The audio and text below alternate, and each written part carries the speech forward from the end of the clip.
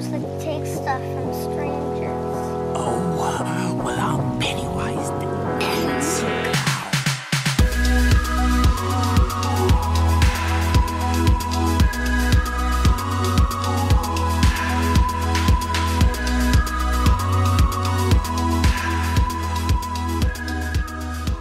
All right, everyone. Welcome back for another episode of Primeval Radio.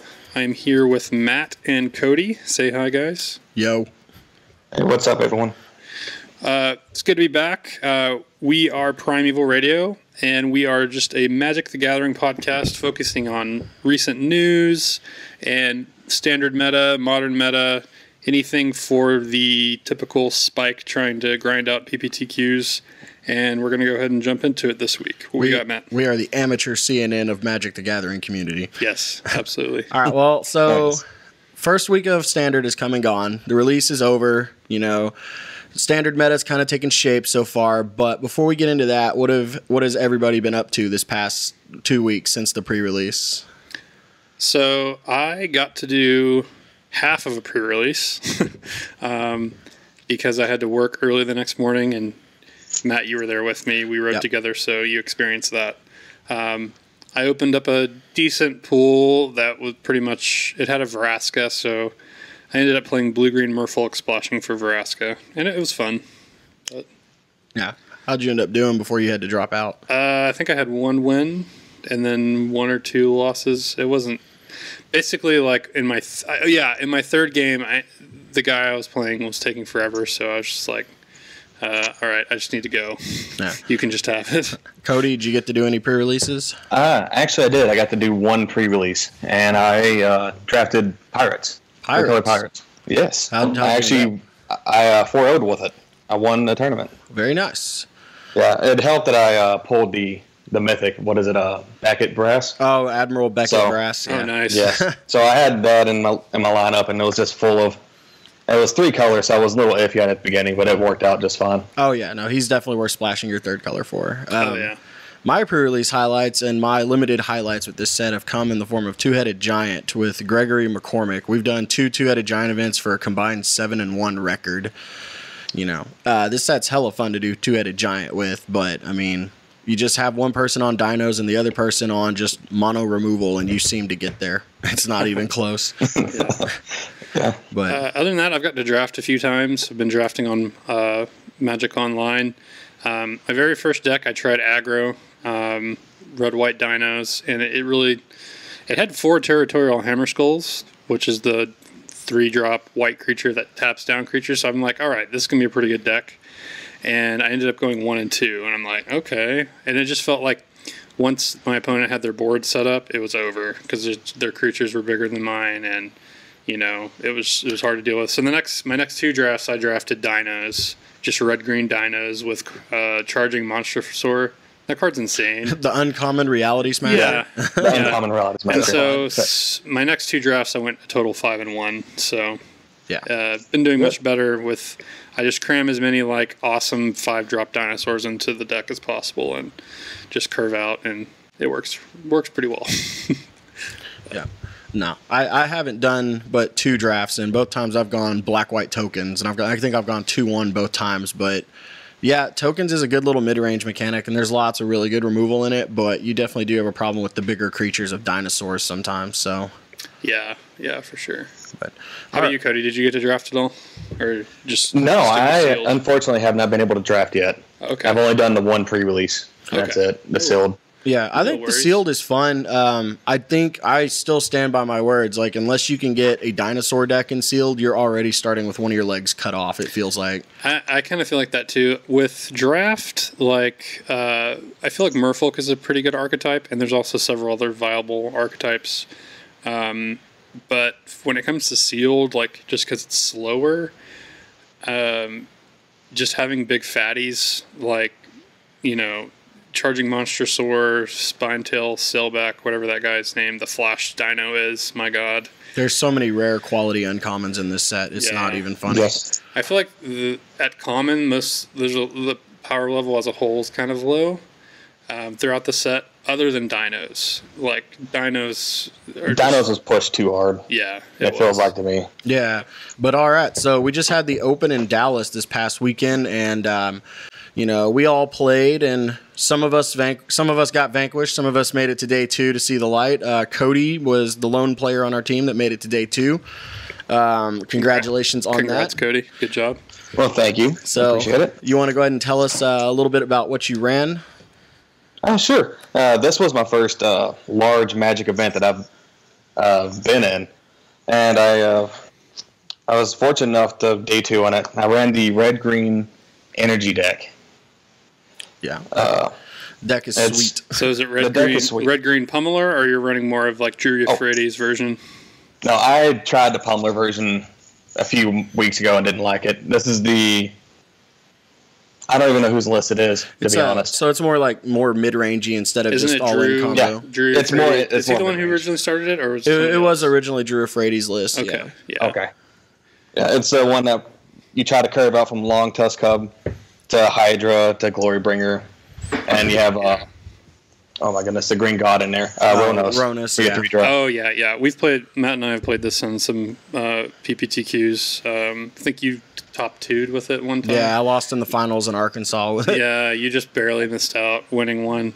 And this deck runs, so it's more Ronus based. Like I think, did you have 3 Ronuses main board, Cody? Yes, I ran 3 main board. Okay, yeah. Whenever I was able to use Ronus' ability and just give anything trample, that's how I won quite a bit of my games, just trampling over everything. But I have to say, my favorite match I played against the only green-red dino deck that I saw the entire time I played against it. It was the 13th or 14th round in day 2. And I went turn 4 Hydra, turn 5 Hydra, turn 6, and 7. I just did God. 4 Hydras out in a row. Oh my God! And then I Glorybringered at the end of that. Oh my God! And I just ran over this deck. Yeah, so I think like the only thing the opponent can do is just scoop up cards and extend the hand at that point. That's exactly what happened. Yep. Yeah. I'm gonna have to eat every fucking chicken in this room. Nah, the list looks sweet, and when it curves out, It's hard to beat. It's built a lot like Teamer Energy. It's just a little easier on the mana base. A little bit more aggro. Yeah. It's more aggro. It doesn't run Rogue Refiner or Whirler Virtuoso. No. Yeah. What is it? It runs Voltaic Brawler and Heart of Kirin instead of those. Is that right? Correct. Okay. Yes. And because of the matchups I had, I wasn't a big fan of the Heart of Kirin. I don't know what I'd change out for it, but I played against 4 red decks, 2 approach. What was it? Black-white tokens. Yeah, I mean that could. I think Heart of Kirin does not shine in those the matchups. The matchups didn't do good against them. Yeah, Heart of Kirin's not that great against control, or really red, just because you lose a blocker having to activate it. Yeah. I'd say it is good against the mirror or the mirror and teamer. Faux mirror. Being able to fly over the top of Hydra is pretty awesome. But so you didn't play a whole lot of energy throughout the day? No, I got lucky and I actually only played 2. Well, my day consisted of whoever stuck. I played blue black control, but whoever stuck the first Scarab God usually won. That's pretty much how my day went. That's pretty much how it seemed like most of the games went out there. Yeah, the hype is definitely real on the Scarab God. Was everywhere in SCG Dallas. Yeah, I mean every deck that had blue or black in it usually had at least one Scarab God in it. That guy was a beating. Even like I wouldn't expect it that much. Like you had all forms of energy running it. You had 4-color typical Teamer Black running it. Then you had Sultai Energy running. I think they did they just run a singleton? Yeah, they run one main, one side. Yeah, one main. And then they run 4 Hostage Takers. Yeah. God. That's another card that's insane. 4 Hostage Takers plus 4 Blossoming Defense. Yeah. God. Now let's talk about this Sultai Energy. So Sultai Energy ended up winning the SCG Open in Fort Worth. It was Andrew Jessup's. Andrew Jessup ended up taking it down. So with Worlds coming up this weekend, I think the Sultai Energy list is very, very good. I would argue that it looks stronger than the 4-color energy just because the mana is a little easier and it's a little bit lower to the ground. So like by the time the 4-color energy deck is getting going, either you've got 1 or 2 creatures already going with stuff, in your hand to play, or you're just already there. Yeah. Plus, I like four hostage takers plus four blossoming defense. Those in conjunction with each other, like hostage taker doubles as a creature and a exile removal. Removal. It's a removal spell. You can basically count on it if you have blossoming defense in your hand too. It is a removal spell because even if they try to remove it, then you have protection for it. So with blossoming defense, hostage taker effectively becomes a build your own scarab god because for 5 mana you can play this 4 mana guy, steal a creature, and then protect him with blossoming defense, and then the following turn cast whatever you stole. Yeah. For that one play, better than Scarab God even because you're actually removing a creature from your opponent. No, agreed. Yeah. So. But so the meta was just how we thought it would be. The 3 most played decks were 4-color energy, Ramonap Red, and Blue-White Approach of the Second Sun. So you know, and those were 7 of the top 8 decks in the top 8. Yeah. We had 2 Sultai energies sneak in with the top 8. Actually, no. We did have a Esper Gifts deck top 8. Yeah, that's what I'm saying. 7 of the 8. I was shocked to see that those. Yeah, Brennan DeCandio snuck in on tiebreakers with the Esper Gifts list. Yeah, 7 of the 8 decks were the top lists you just mentioned, and then Brendan DeCandio's. But with day 2 in the Classic, we had a couple of newcomers. Now, alas, Energy did not win the Classic on Sunday. Zach Elsick took down the Classic with a Grixis improvised deck. Synergized around Tezzeret and the Herald of Anguish. Herald of Anguish. I think that is the key piece of the deck. I feel like Herald of Anguish is like, it matches up really well with cards right now. No, absolutely. Think of this interaction, okay? Someone takes it with Hostage Taker, they have to cast it for the full 7 mana. That's pretty hard for them to do. It gives you more time to actually kill their Hostage Taker, take it back. So it's less likely that they're going to be stealing your creature and actually casting it, So, and also it is 5/5, so it matches up well against Glorybringer. It's a flyer; it flies over the head of. At the beginning of your opponent's upkeep, though, it also makes them discard cards, which is huge. Oh yes, absolutely. That's huge against all the control. Against approach, yeah. So against if you Teamer, against you anything. think they're holding up Sell the Wreckage, you just pass and make them discard a card. So. Yeah. Well, there's also so online the past week, also as well as the Classic, Abzan Tokens is approaching onto the stage as well. Like we're seeing, it's starting to 5-0 every single day. I think it's 5-0 the last 4 days in a row in competitive standard leagues. So, do you think going into Worlds, you think this deck could be a player, or is it more fringy right now? You probably. I would be surprised if we didn't see at least 1 or 2 people. Playing we'll see at least one person playing it. Sam Black's in the Worlds. Yeah, Sam Black's the one that came up with the deck, and it's just now starting to show good success. Thanks to I really hope it is. Oh, me too. I am hoping. I think it got better, a lot better with Legion's Landing and what's that other card? Also having access to Settle the Wreckage is really nice. Yeah, well, I mean, these lists are curving out into Vraska and Liliana, though. Yeah. Oh, yeah. No, Vraska is also a great addition to it. It replaces Gideon, gives you good top end finisher for your deck. So they are starting to run Liliana too. I didn't know that. Yeah, so they're running one Liliana. I don't know. I guess it's just to make tokens. Mainly just for the zombies because they don't even run that many actual creatures. I think they run maybe 4. Like anointed. It's 5 creatures. 4 anointed, and 1 Sun-Scourge champion. Gross. That's amazing. Yeah, it's already picking up. But yeah, it looks like they got a ton of removal, 4 fumigates, 4 push, 4 cast out, and then you just kind of protect it until you get your combo. And then the sideboard's even better. Like the sideboard, your worst matchup, which is probably blue-white control. You have 4 Lost Legacies and 4 Duresses in the sideboard. Yeah, your sideboard is completely hedged for your worst matchup. I played against this deck I think it was round 3 or round 4, and it's just It's super annoying. Pre-board, it was impossible to win with me playing red. Game 2, I sided in my rampaging Ferocidons, and apparently, if red can draw those cards, it has a lot better. It brings it back to even, maybe even slightly favored if you actually draw that card.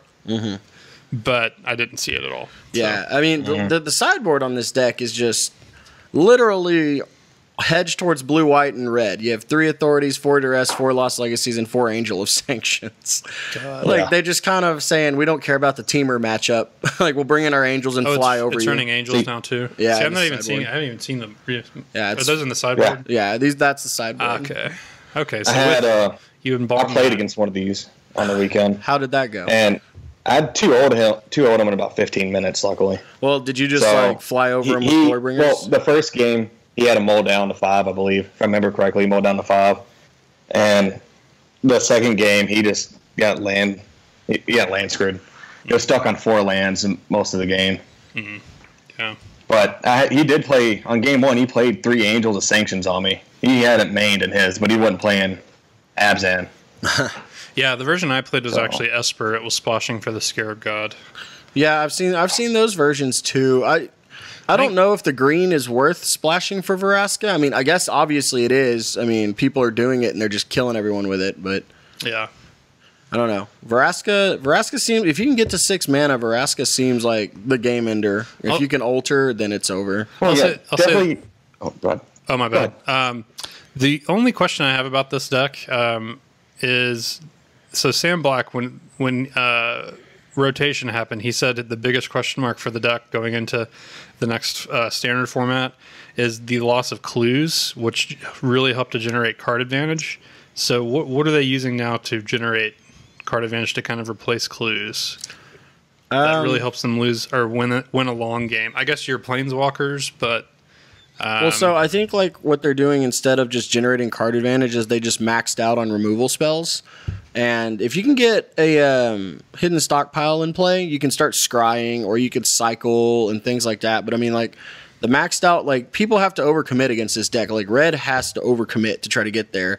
Teamer Energy has to overcommit to try to get past all your 1/1s, and then you just fumigate them.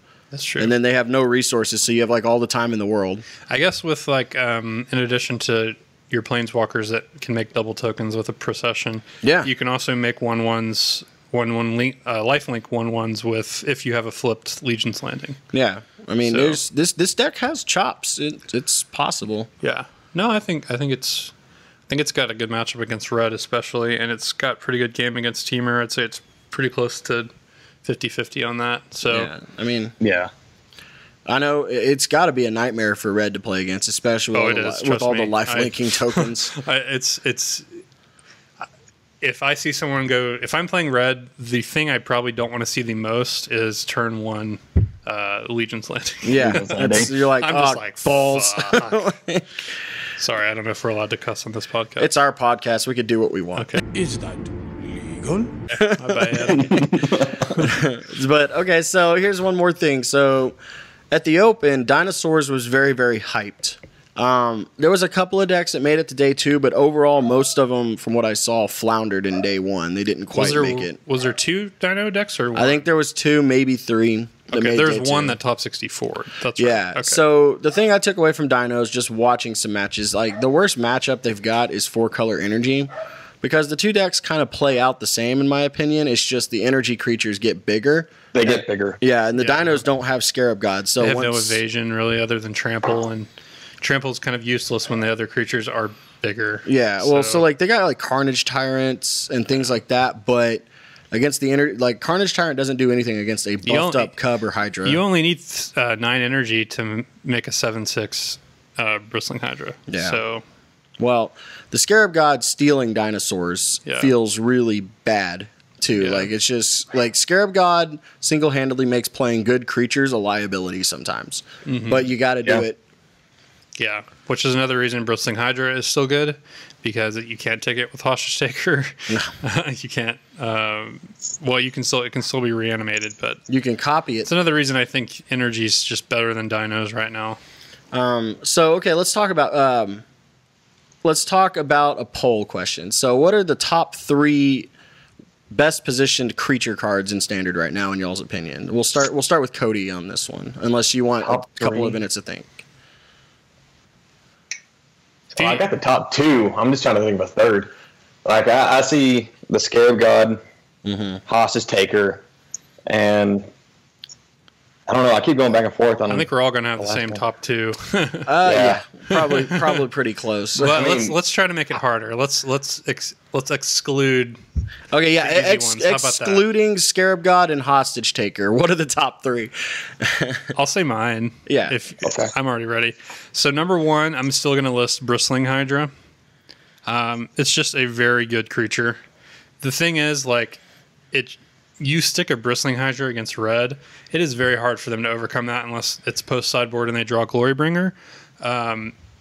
It can't be targeted by On-Crop Crasher, and it just eats their stuff alive. Like, it can't be targeted by a Eternalized Earthshaker Kenra. It's just all around, like, it's just one of the best creatures to play right now, other than Hostage Taker and Scarab God.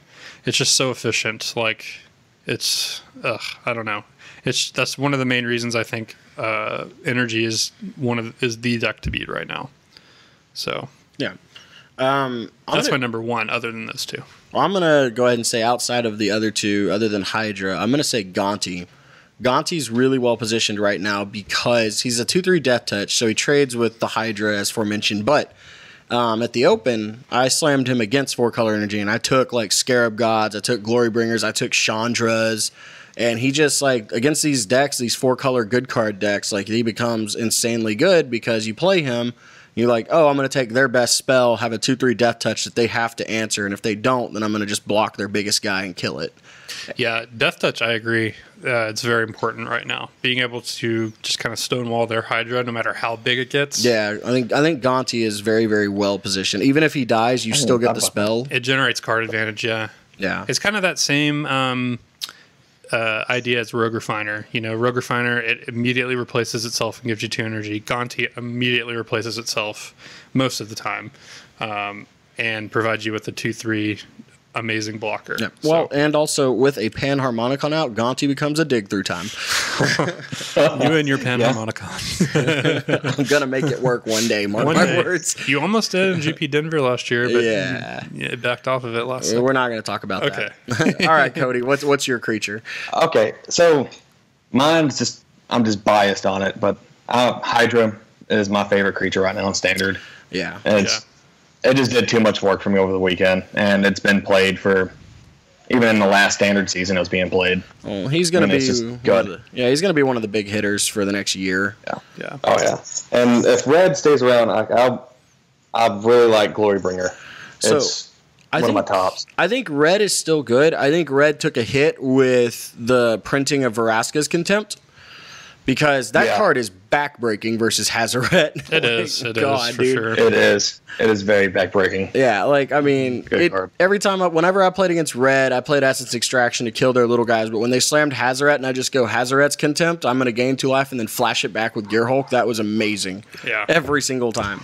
Yeah, they should have called it Hazaret's Contempt. Yeah. I know you just messed up saying that. Well, but you could take somebody's Scarab God. Like, I let 3 or 4 Scarab Gods resolve, and I'm just like, okay. And then exile. So you were talking about this a little bit. So do you think Vraska's Contempt is a 4 of in the 75 of control decks? I think in having control access decks, to double black.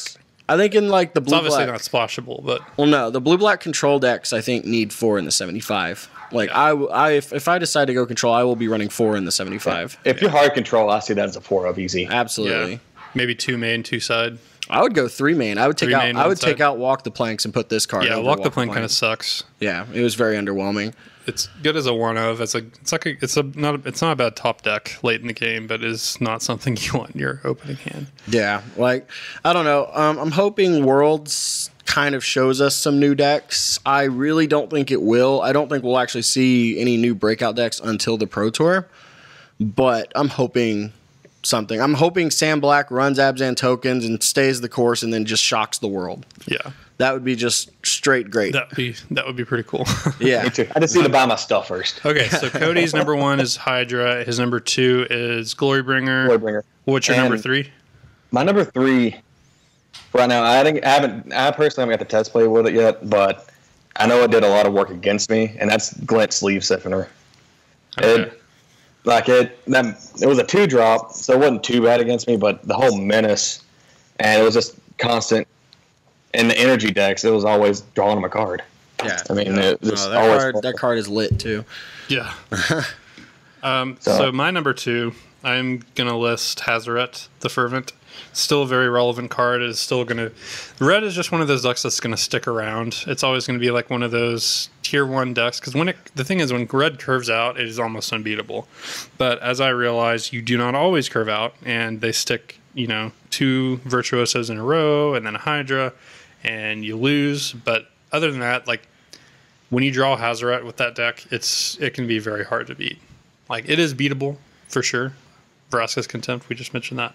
But it's still going to be one of the most powerful creatures in Standard, I think. No, yeah, absolutely. Oh, yes, most definitely. So, well, and, as the Jessup brothers showed, Winding Constrictor is still also very, very well positioned. yeah. If you don't answer that immediately, things can just spiral out of control really quickly. Yeah. Winding Constrictor plus Walking Ballista.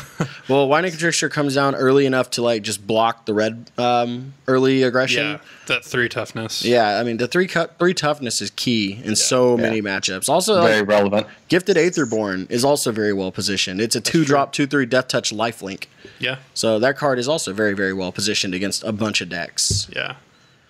But no, like I said, we'll see what Worlds brings. But I think there's going to be some people try to play Grixis Improvise. I think there's going to be some try to play the tokens deck. There might be 1 or 2 control decks, but other than that, you're going to see the big 3.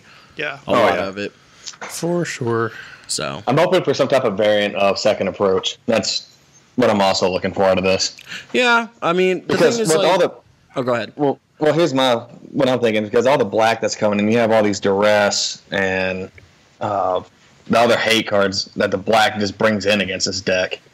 I just see the sideboard just changing up to be able to put up with it more. Yeah, I think like if more and more decks run like Lost Legacies and things like that in their board, Blue-White Approach might start to take a backseat because that card single-handedly beats it if it lands. But, I mean, I don't know if it's good enough to completely take it out. Yeah, agreed. But also, Death Gorge Scavenger. I really want this guy to be good. He's seeing a lot of play. That is the bad scavenging is when he enters the battlefield, you can exile a creature from a graveyard and gain 2 life, or exile a spell and he gets +1/+1, and he does that every time he attacks as well. Like, that eats Esper Gifts decks alive. It's pretty good against the red deck because the life gain is kind of huge. It's probably not very good against Temur Energy, but the thing is about it against red though is that you do have to be attacking with it to gain life. Whenever it comes into play, it does it when it comes into play too. Yeah, when it enters, when it enters. Okay, okay, so you do get it immediately. Okay. Yeah, it's a little trigger. I misread that. Okay. Yeah, and also Search for Azcanta is proving to be an actual Magic card. Yeah, no, I've been impressed with that. I mean, have you tested it yet? Like, I haven't tested it in the blue-black, but the blue-white has been running it. I tested it in blue-white a little bit. When you get that thing to flip, oh yeah, no, it's usually GG. God, you just fill your hand up with whatever you want. It's insane. Yeah, it's very, very good. So it's hard to lose. Like in the long game, it's hard to lose if you get that thing flipped. So. Yeah, but like as we aforementioned, this was the first actual big event for the team that we had actually organized, and it felt good to put somebody on our very first team event into day 2, much less his very first big event. He went day 2, so that's pretty good. That's something I never did. I didn't day 2 my first big event. Yeah, I day 2'd my second GP ever, but not my first big event. Yeah, I believe like that GP we went to, me and you were both out pretty early. Oh, my first GP was GP Denver. Yeah, it didn't go very well. No, I think I went 1-3. Yeah. So again, congratulations, Cody. Hopefully you keep the run going. Oh, I appreciate it. But hopefully as well. So I guess the next thing's coming up is Modern season for the PTQ is winding down. Thank goodness we have a change of venue. Modern season has preliminary Pro Tour qualifiers the past. How long has it been? 2 months? It's been about 3 months. 3 months. Yeah. So all PPTQs have either been sealed or modern. Here in DFW, it's been about 90% modern. We did have somebody on our team queue for the RPTQ, which is good. Yeah. Tyler, congrats on that. He nice. queued, I didn't know that. Yeah. He queued with my deck. Revolt Zoo. He queued with my deck. We don't have to talk too much about modern today, but I do want to touch briefly on some theory crafting when it comes to deck choice for modern Pro Tour qualifiers specifically. So what do you guys think? So look at the decks that have been winning. Like Tyler won with a super fast deck that wins turn 3, turn 4 consistently. Like 3 other guys queued with Scape Shift, Titan Shift, which also wins turn 4, turn 5 consistently. It's these Fun Police decks that tend to beat up on those like homebrews that, I don't know, they've been performing really well lately. So, well, it's showing that Modern has slowed back down to a turn 4 format, which is where they wanted to get at and to begin with. Grixis Death Shadow's finally starting to get the level of hate it deserves. Yeah. So the numbers on that starting to go down. Dredge is effectively going away because everyone's running Rest in Pieces in their sideboard and so on and so forth. Modern season is coming and going. It's just out on the back door, and then Standard is about to start up for the PPTQ system starting next week. So I plan to go on a bunch of Standard ones because I think Standard's in a really good place right now. I like the ability you can brew and still have a shot. I mean, it's pretty much defined right now, but the Pro Tour is also on the horizon. So what's defined now might change. So, I mean, I think like there's no broken combos for once in a while. You know, I think the last 2 years we've had a broken combo this or that, and it's kind of diluted it and made Standard to have a bad name. So I think everyone's starting to come back. Oh yeah, like I just came back recently. Like I went on a 8-month hiatus and just left. Yeah, and Standard wasn't fun. It just wasn't worth it. It wasn't. Aetherworks Marvel was miserable. Yeah, no, them allowing Aetherworks Marvel to stay in Standard, but then like ban everything else, kind of paved the way. It was really quite miserable. So hopefully Wizards keeps doing a good job. I think they did a pretty good job with this set. It's pretty balanced from what I can see, and it's a lot of fun. So, I mean, I think, like, there's a few powerful cards in this set, but, like, not every single card is broken, which is what I think needs to happen. Yeah. Like, you know, there's been the sets in the recent past where, oh, my God, every single card is broken or every single card is a piece of a potential combo. That's not what Standard needs. Like, that's what Modern and Legacy is. We don't need that in Standard. Yeah, for sure. So yeah, there's a few really powerful cards, but overall, like, I can kind of see the overall power level of cards recently has not been too high. No, absolutely. So once Kaladesh rotates out, it's going to be a little bit different. Let's talk a little bit about Worlds. So the Worlds, there's 24 competitors, and it looks pretty stacked this year. The 2 teams that won Worlds on the team series are Team Genesis, which is my personal favorite, and Team Musashi.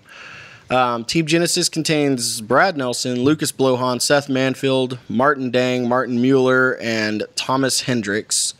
And then Musashi contains Kentaro Yamamoto, Yuyu Wanatabe, Ken Yukihiro, Yuki Ichikawa, Teruya Kakume, and Shota Yasuoka.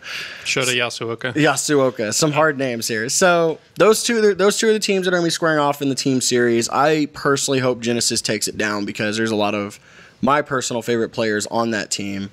Mainly being Brad Nelson and Seth Manfield. Those 2 guys are awesome. They're great people and great players.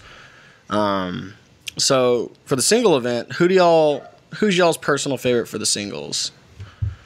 Like.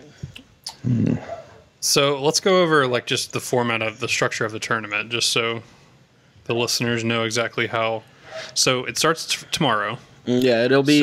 It's a 3-day tournament. So how many rounds tomorrow and what format? So it's going to consist. It's 14 rounds of Swiss and then a cut to top 4 playoff.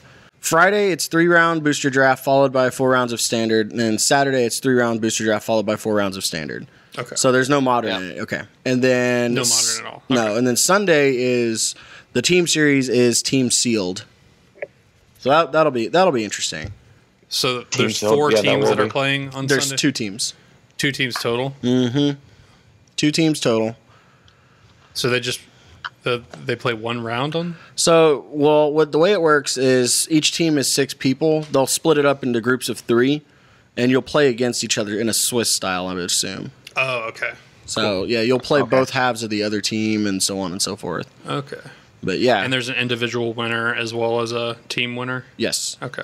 Gotcha. Yes. As far as individual winners go, I hope Sam Black takes it down because I know he'll probably be on tokens. But yeah, if I had to put money, I would say Reed Duke or actually Brad Nelson. Brad Nelson's on fire. He's having an insane run. He's top 8 at his last like 3 or 4 events, and just he's really on the ball right now. Is Ben Stark in it? Do not see him. He would probably have to get in through Draftmaster. So yeah, I do not. Martin Yuza is Draftmaster. Martin Yuza. So if there is 6 rounds of booster draft, Martin Yuza starts off well. Martin Yuza, yeah. Martin depending on Mueller. what deck he chooses for constructed, I like his chances as well.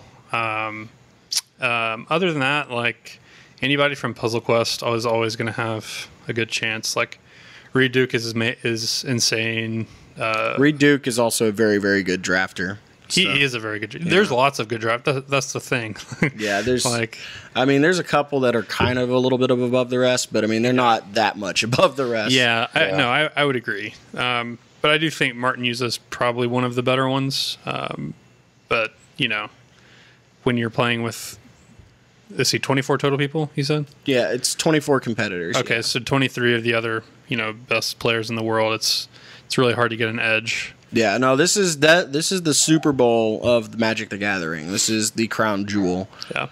It seems hard to predict. I don't know. If I had to take a shot in the dark, I'm going to guess Paulo Vitor. Paulo Vitor? Yeah. Yeah. Cody, who's your favorite? See, so I don't keep up with the pros that much, which I know is kind of bad. But if I remember correctly, isn't he a hard control player usually? Shota like he always plays? Yeah. So I'm a control player at heart, so I'll just root for Shota. I mean, if I had to put money on it, I would put money that he's probably going to be on Blue White Approach or some version of Control. Yeah. Oh yeah, he'll be on something Control. Yeah. And that's all I can say. That's all. The only person. Him or Brad Nelson. He's an excellent control player. Well, Nelson's been on Teamer Energy a lot, so yeah. I would say Brad Nelson's probably going to be on Sultai Energy more than likely. Yeah. He likes to ride the hot hand. Yeah, for sure. But yeah, so that's going on this weekend, and then I guess our next big event, our team is going to be represented at is GP Atlanta on November 11th, I believe, unless. That'll be the next GP event, yes. Yeah. I won't be able to go, but we'll have Matt. You'll be going. Yep. Who's going with you? Greg McCormick is going.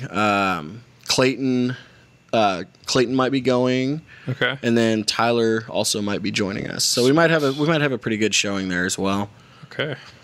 Very cool. That'll be good. Yeah. Well, I'm sad I can't go, but I think the next GP I'll be able to go to will be GP Houston, which will be limited. But other than that,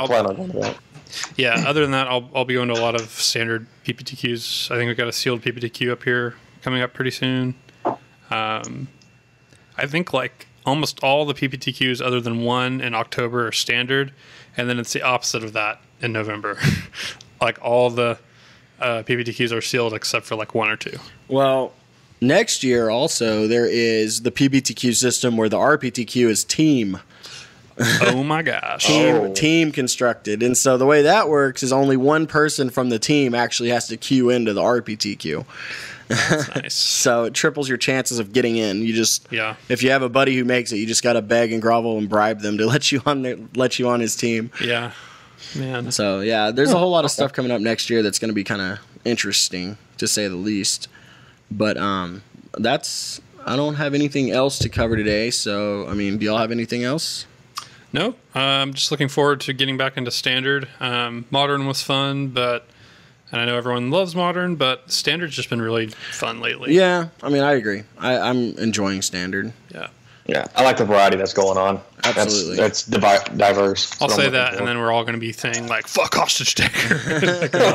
Ban it. Hostage taker's bullshit, man. So, as customary, I like to end the show with a question, just a random thought-up question for y'all. And so the question of this one will be, what is the jankiest deck that you hope will win an event, that you could see winning event, that you want to see win event? Don't just come up with like 5-color Super Friends, because obviously that's not going to happen. What is the jankiest deck you could think of that has a chance to take down the event? Oh man, that's a good question. Let's see. I can go first if you y'all can go want me. first. Yeah, I'll think about it. So In Modern, I like Enduring Ideal, which, for those of y'all affiliated with Modern, is the most no-fun deck ever. You just shut your opponents out of the game and lock them and wait till you have a win condition. I kind of designed a Enduring Ideal deck in Standard. It is all enchantments and Gideons and just stone locks your opponents where they can't play cards, and you just kind of wait until you get your win conditions. I don't know if it can win an event. I think it's got the removal and it's got the tempo. If you can stick down a couple of your early enchantments and sweep the board, it's definitely got a chance.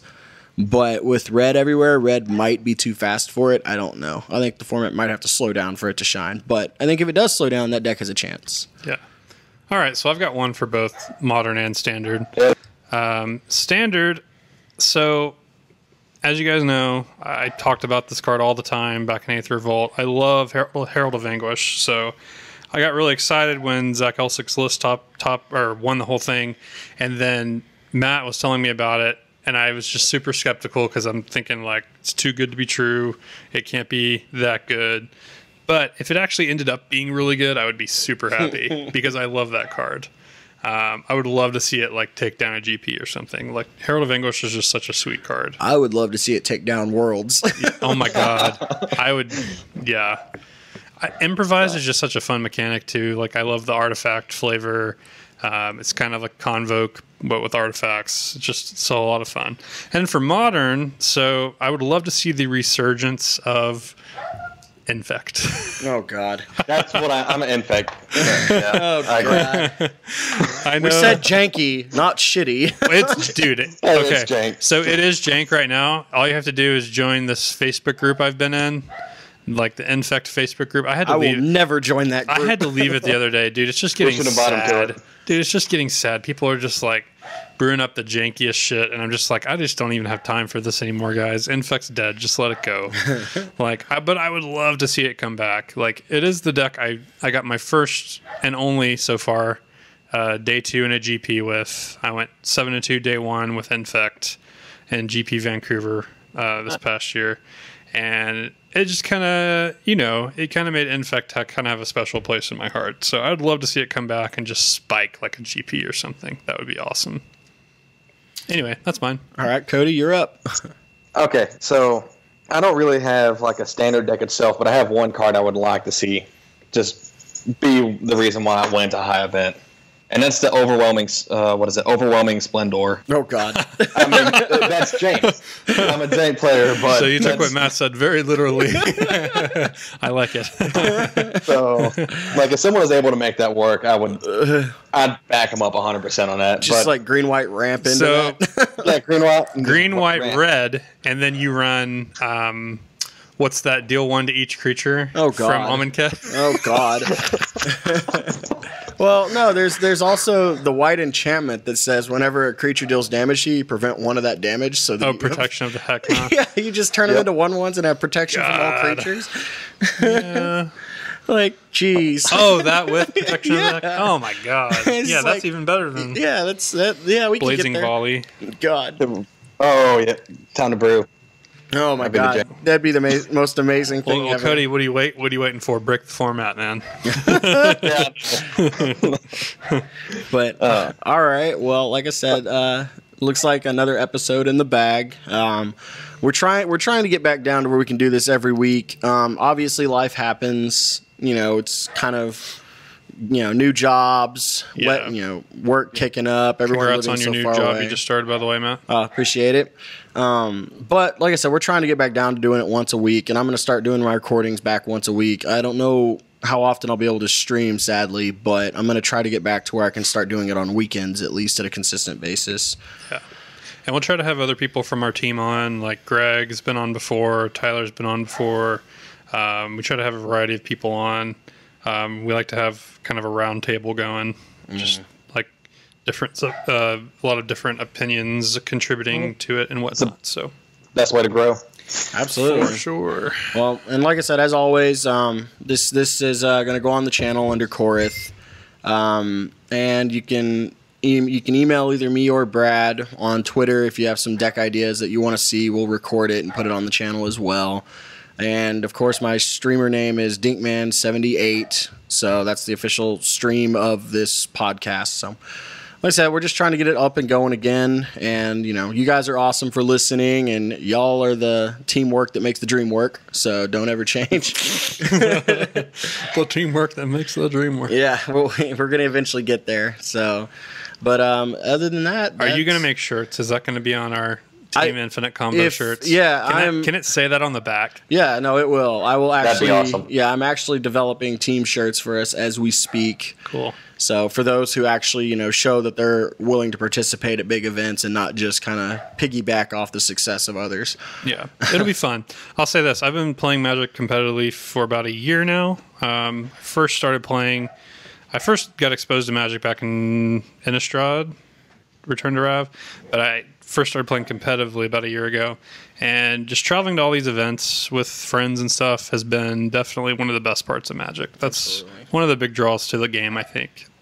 Traveling with people, networks, friends. Yeah, just getting life experiences, seeing different parts of the country.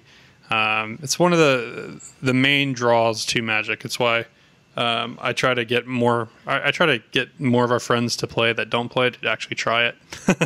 But you know, I've really enjoyed it. It's been great. Well, like I guess our next episode we'll talk about the results of Worlds, and hopefully we'll have a couple of new decks and a couple of new gems to talk about. You know, we'll see what this weekend brings. So, but unless anybody else has any other comments, I think that is a wrap. And it was great talking with you guys. And Cody, thanks for appearing on the show. We'll try to have you on again. And sounds great. Thank you for having me. Congrats again on your day 2, and hope for just a string of day 2s. Yep. Day 2s. I'd like for all of us to make it. Yeah, see, I now want one of us to make top 8 too. Yeah, that's the next step. Now that you've day 2'd, now it's not good enough unless you top 8. You got a top 8, Cody. Here. Oh no, it's the hunger now. Yeah, that's all I'm thinking about. Oh yeah.